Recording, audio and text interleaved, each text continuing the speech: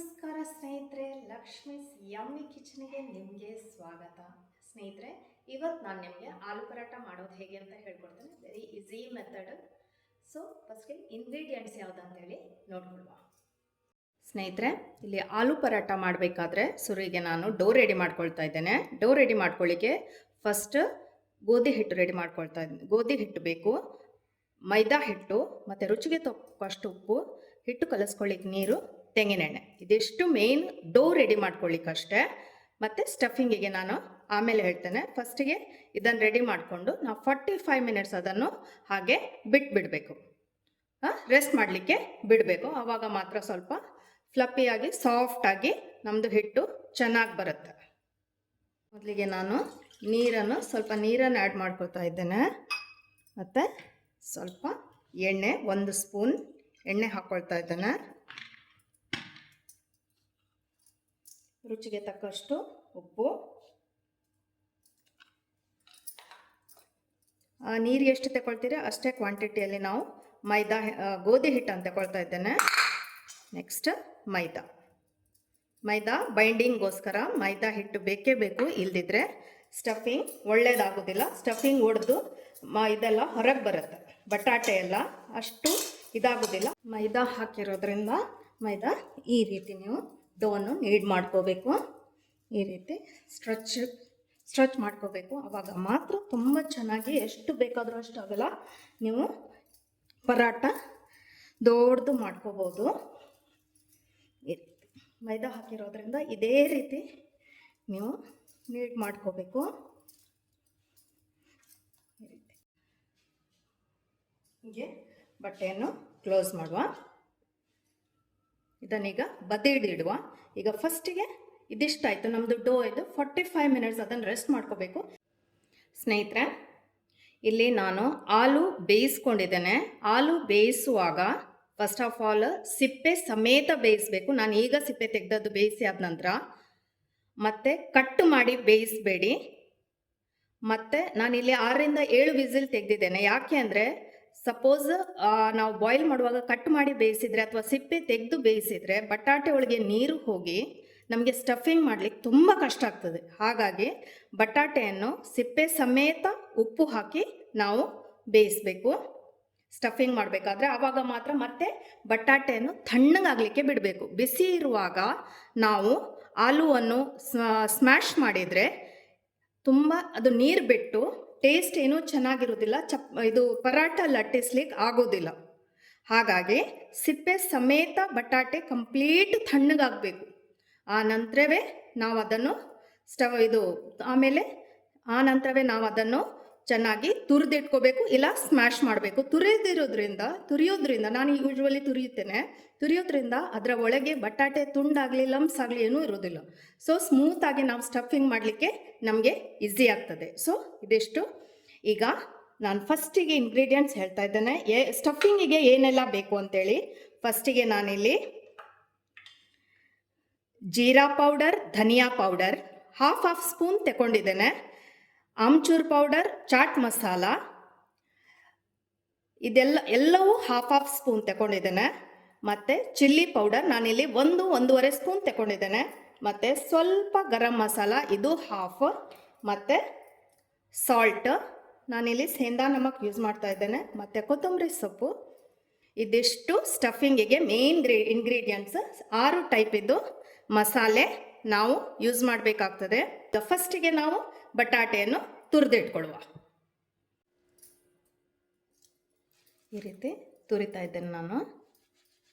ಯಾಕಂದರೆ ನಿಮಗೆ ಒಂದೊಂದು ಸ್ಮ್ಯಾಶ್ ಮಾಡುವಂಥದ್ದು ಆರಾಮದಲ್ಲಿ ಆಗ್ತದೆ. ಆವಾಗ ಲಂಪ್ಸ್ ಇರೋದಿಲ್ಲ.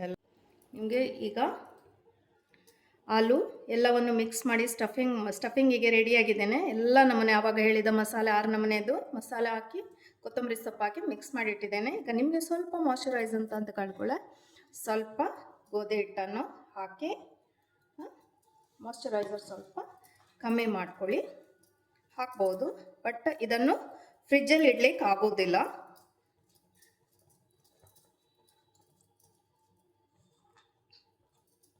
ಫ್ರಿಜ್ಜಲ್ಲಿ ಇಡ್ಲಿಕ್ಕೆ ಇದು ಆಗೋದಿಲ್ಲ. ಯಾಕೆ ಅಂದರೆ ಆಲೂ ನೀರು ಬಿಡ್ತದೆ, ತುಂಬ ನೀರು ಬಿಡ್ತದೆ ಆಲೂ. ಸ್ಟಫಿಂಗ್ ಒಳಗೋಗೋದಿಲ್ಲ ಮತ್ತು ಬೇಗ ಹಾಳಾಗ್ತದೆ. ಹಾಗಾಗಿ ಈಗ ನಾನು 2 ಬಟಾಟೆ ಮಾಡಿದ್ದೇನೆ. 2 ಬಟಾಟೆ ಅಂದರೆ ನಿಯರ್ಲಿ ನಿಮಗೆ 8ರಿಂದ 10 ಪರಾಟ ಆರಾಮದಲ್ಲಿ ಮಾಡ್ಬೋದು. ಈಗ ಸ್ವಲ್ಪ ಗುಂಡಿ ಮಾಡ್ಕೋಬೇಕು. ಬದಿಯಲ್ಲಿದ್ದ ಸ್ವಲ್ಪ ನಾವು ಈ ರೀತಿ ಇದು ಮಾಡಬೇಕು, ಪೂರ ತೆಳುವು ಮಾಡಬೇಕು. ಈಗ ನಾನು ಸ್ಟಫಿಂಗ್ ಮಾಡ್ಕೊಳ್ಳುವ ಈ ರೀತಿ.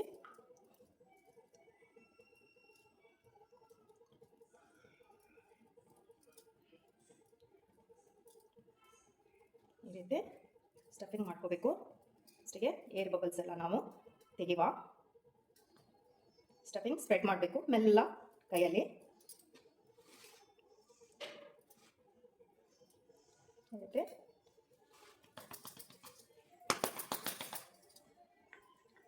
ಮೆಲ್ಲ ಲಟ್ಟಿಸ್ಕೋಬೇಕು. ಚಪಾತಿ ಹಿಟ್ಟಿನಾಗೆ ಲಟ್ಟಿಸ್ಕೋಬೇಡಿ, ಯಾಕಂದರೆ ಚಪಾತಿ ಹಿಟ್ಟು ಸ್ವಲ್ಪ ಹಾರ್ಡ್ ಇರುತ್ತೆ, ಇದು ಹಾಗಲ್ಲ, ತುಂಬ ಸಾಫ್ಟ್ ಇರುತ್ತೆ. 2 ಸೈಡಲ್ಲಿ ಕೂಡ ಒಂದೇ ಲೆಕ್ಕ ಲಟ್ಟಿಸ್ಕೊಳ್ಳಿ. ಅವಾಗ ನಿಮಗೆ ಒಂದೇ ಲೆಕ್ಕ ಚಪಾತಿ ಪರಾಟ ಒಂದೇ ಲೆಕ್ಕ ಬರ್ತದೆ. ಓಕೆ, ಈ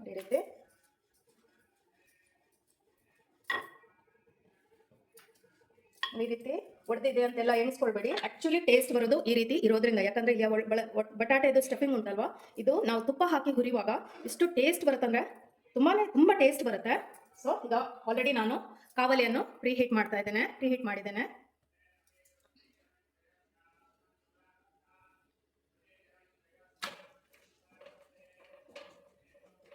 ಸ್ವಲ್ಪ ಬಬಲ್ಸ್ ಬಂದ ಕೂಡಲೇ ಮೀಡಿಯಂ ಫ್ಲೇಮಲ್ಲೇ ಇಡಿ.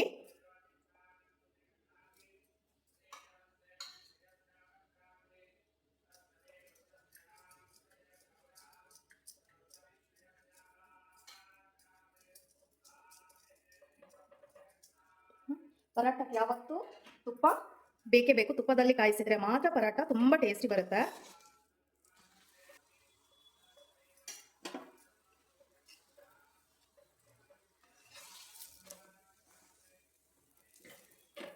ತುಂಬ ಫ್ಲಫಿಯಾಗಿ ಬಂದಿದೆ, ಸಾಫ್ಟ್ ಬಂದಿದೆ.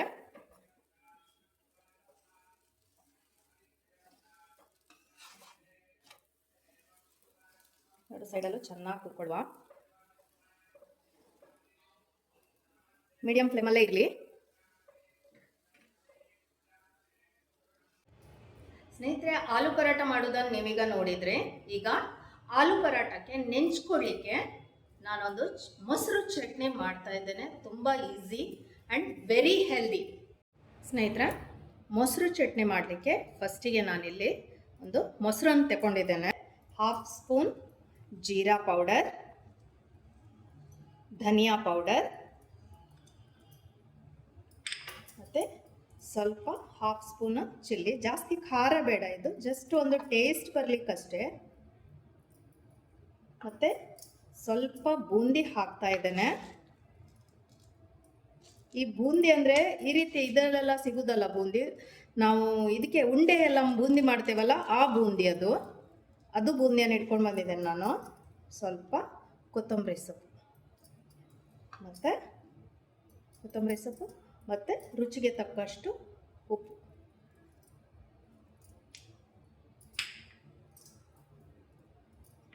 ಇದನ್ನು ಚೆನ್ನಾಗಿ ಮಿಕ್ಸ್ ಮಾಡ್ಕೋಬೇಕು.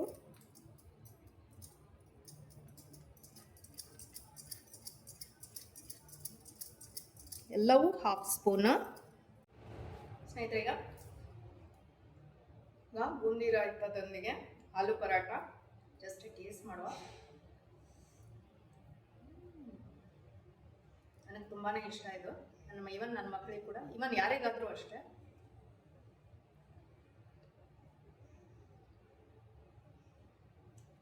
Excellent taste. ನೀವು ಟ್ರೈ ಮಾಡಿ, ನಿಮಗೆ ಗೊತ್ತಾಗುತ್ತೆ. ಮನೆಯಲ್ಲೂ ಈಸಿಲಿ ಮಾಡ್ಬೋದು.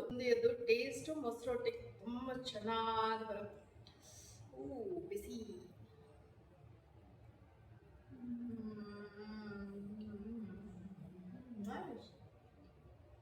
ದಯವಿಟ್ಟು ಟ್ರೈ ಮಾಡಿ ಸ್ನೇಹಿತರೆ. ನನ್ನ ಈ ರೆಸಿಪಿ ನಿಮಗೆ ಇಷ್ಟ ಆದಲ್ಲಿ ನನ್ನ ಚಾನಲನ್ನು ಲೈಕ್ ಮಾಡಿ, ಶೇರ್ ಮಾಡಿ, ಕಮೆಂಟ್ ಮಾಡಿ. ಅಲ್ಲಿ ತನಕ ಜೈ ಶ್ರೀರಾಮ್, ಜೈ ಶ್ರೀಕೃಷ್ಣ. ನೆಕ್ಸ್ಟ್ ಎಪಿಸೋಡಲ್ಲಿ ನಾನು ಏನು ಮಾಡ್ಬೋದು ಅಂತ ಹೇಳ್ತೇನೆ. Thank you.